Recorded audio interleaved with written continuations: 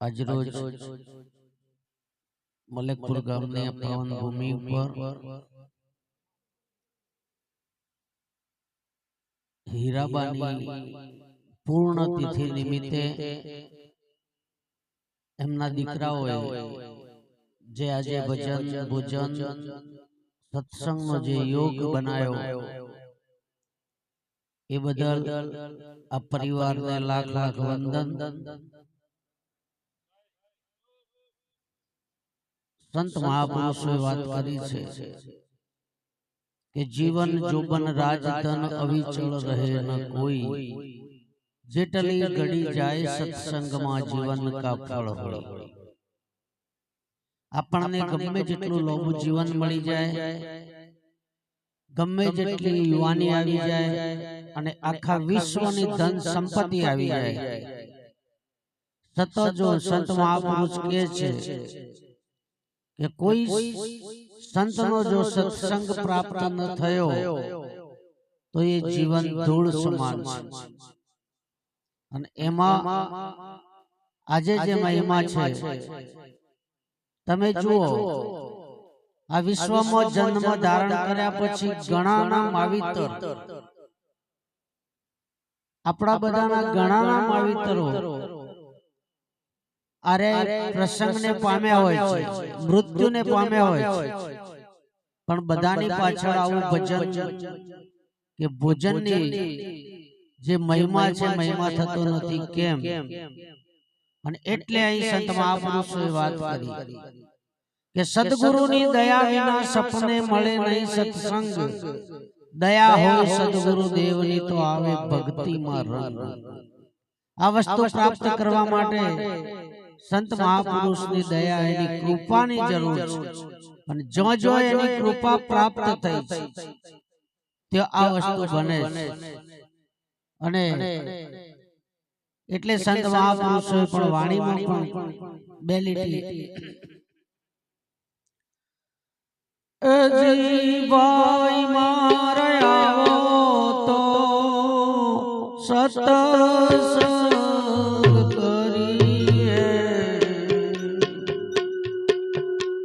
गुरुना चरण जईने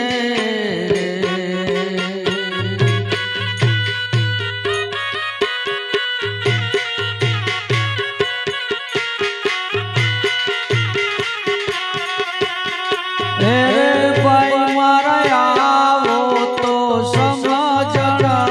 लईए सदगुरु चरण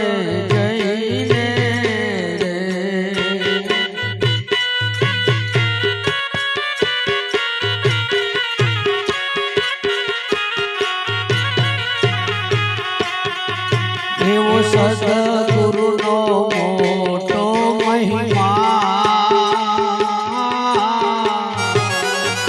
वखणाए चार जुग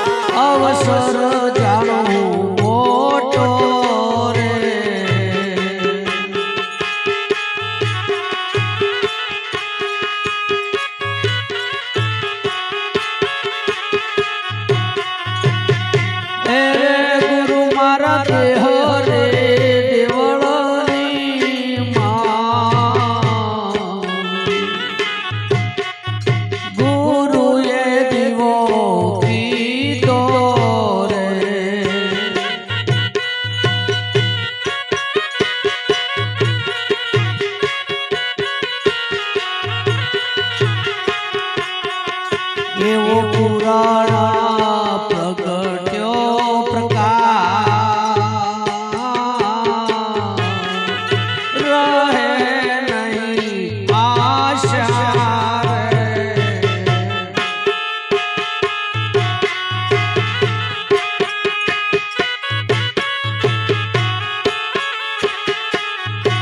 ભાઈ મારા આવો તો સમજણ લઈએ સદગુરુ ચરણે જઈને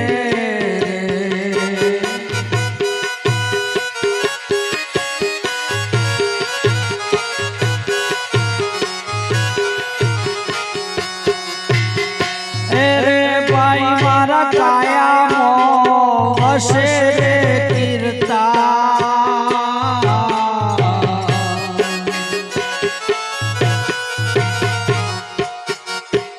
ગુરુ જ્ઞાને જાણો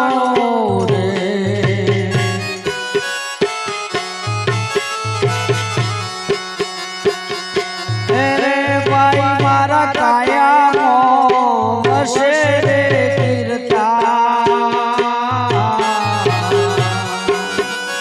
ગુરુના જ્ઞાને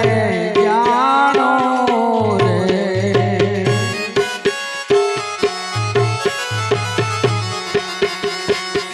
દોલતે દેખાડ્યો તે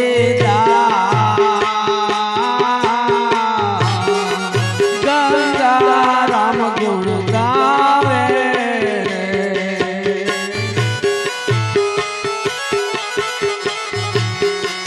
એવો દોલતે દેખાડ્યો તે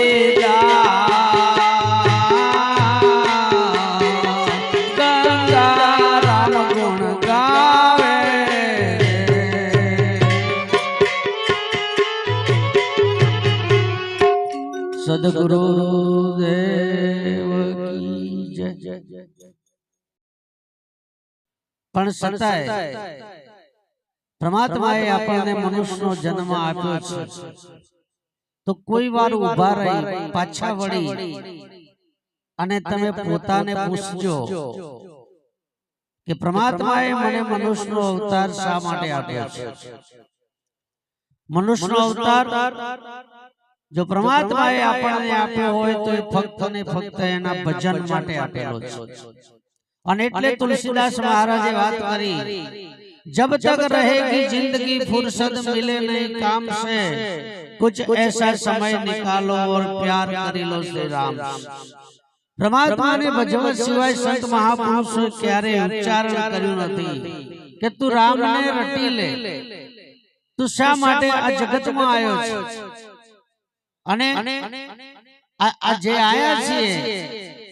એનો જો આપણને મૂળ હેતુ સમજાઈ જાય અને એટલે સંતોએ કહ્યું કે તને મળ્યો મનુષ્ય અવતાર માંડ કરીને તેથી ભજ્યા નહીં ભગવાન હેત ધરીને અંતે ખાસો જમનો માર પેટ ભરીને માટે રામ નામ તું સંભાળ તું પરમાત્માને યાદ કર અને જો આપણે બધા સંત અને સદગુરુના શરણમાં જઈ એની રાહે જો આપણે ચાલીશું તો ચોક્કસ આપણું જે લક્ષ્ય છે આપણી જે મંજિલ છે મંજિલને આપણે પ્રાપ્ત કરીશું અને એ મંજિલને પ્રાપ્ત કરાવવા માટેનું કોઈ માધ્યમ હોય તો સદગુરુ છે સદગુરુ સિવાય આ ભૂમિ ઉપર આપણે પાવ મૂકી શકીએ એવું નથી અને એટલે શંકર મહારાજે પણ વાત કરી છે કે જોગ સાધુને તમે સાચો સાધુ ભાઈ જોગ સાધુને તમે સાધુ જોગ સાધો સાધુ ભાઈ સંત મહાપુરુષને કીધું કે સાચો યોગ સાધો ગુરુ વિના તમે પગલું ન માંડશો પુસ્તક ઉપર નહીં ફાવો હાથે કરીને કે કરશો ઉપાધિ કરશો કોના ઉપર દાવ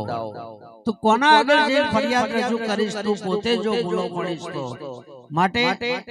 આપણને આજે લક્ષ્ય પરમાત્મા તરફની જે આપણી દોટ છે એ દોટને સફળ બનાવવા માટે ફક્ત ને ફક્ત કોઈ ઔષધિ હોય, કોઈ એનો ઈલાજ હોય તો સદગુરુની શાન છે પ્રાપ્ત કરી અને આ મહિમાને માણી લેજો। આ મહિમા એ મનુષ્ય અવતારનો છે એટલે પાનભાઈને કહેવું પડ્યું કે વીજળીના ઝબકારે મોતીડા પરોવી લ્યો પાનભાઈ, અચાનક અંધારા થઈ જશે, આ જોતરે જોતામાં દિવસો વહી જશે ને અચાનક આ કાળ ખાશે। અને કાળ ગમે ત્યારે કોળીઓ કરી જશે અને એ કોળીઓ થાય એના પહેલા પરમાત્માને આપણે યાદ કરી લઈએ। આટલું કઈ મારી વાણીને વિરામ બોલીએ। સદગુરુ ભગવાન કી જય।